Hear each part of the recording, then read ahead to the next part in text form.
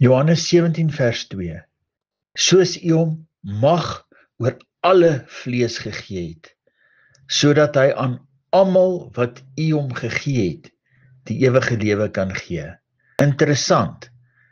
Jesus bid en praat van hom wat Vader mag gegee het oor alle vlees, sodat hy aan almal die ewige lewe kan gee wat deur die Vader aan hom gegee is. Duidelik verwys Jesus na iets meer as net wat met die blote fisiese oog gesien kan word.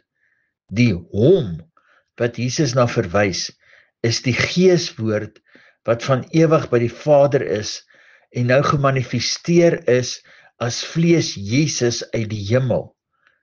Die hoof van die koöperatiewe Christus. Daarom dan, Jesus Christus, almal wat aan hom behoort, is die Christus liggaam. Die deelname aan die Christus is die bewustheid in jou bewussyn dat jy deur sy redding gebring is van die riem van die dood na die riem van die lewe.